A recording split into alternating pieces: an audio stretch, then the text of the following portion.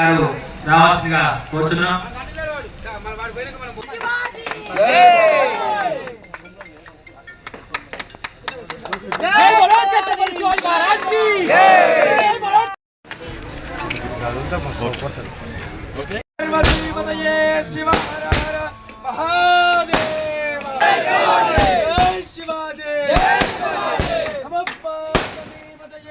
కూడా పేరు పేరున శుభాకాంక్షలు అభినందనలు తెలియజేస్తున్నాను. అభినందనలు అన్న మాట చాలా చిన్న పదమే, ఎందుకంటే ఎంతో మందికి సంబంధించినటువంటి గురూజీ గారికి నా యొక్క పాదాభివందనాన్ని కూడా తెలియజేస్తున్నాను. ఇక్కడ సాదర స్వాగతం పలుకుతున్నది అందరు కూడా వేదిక పైన. ఇప్పుడు మన మంత్రివర్యులు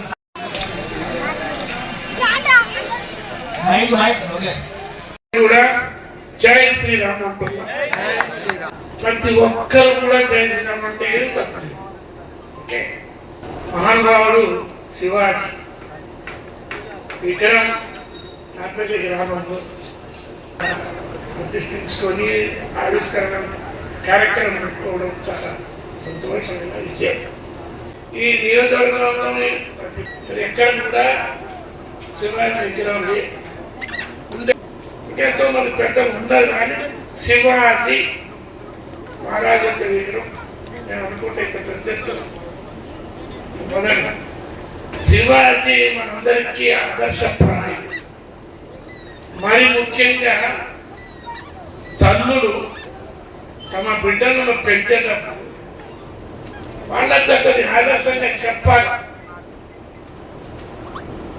శివాజీ తల్లి విజయబాయి ఒక్కొక్క గొప్ప వీరుడి చరిత్ర, ఒక్కొక్క నాయకుడిని అనుకోండి, రాజుల గురించి అనుకోండి, వాళ్ళు ఏ విధంగా రాజులైనరు, పోరాటం చేసిండ్రు, రాజ్యాలు స్థాపించారు అని పుట్టినప్పటి నుంచి ఉప్పు పాలతో విజయబాయి గారు చదువుకు చదువే కానీ ఎందుకంటే వాస్తవంగా వాళ్ళు రాజ కుటుంబమే. శివాజీ గారి ఉగ్గుపాలతో నేర్పింది కాబట్టి ఆయన నేర్చుకు. కానీ ఎక్కువ ఏళ్ళు బతికారు, 53 ఏళ్ళు, 53 ఏళ్ళు. ముస్లిం రాజుని పరిపాలన చేసేవాడు చాలా దౌర్జన్యం చేస్తుండ్రు.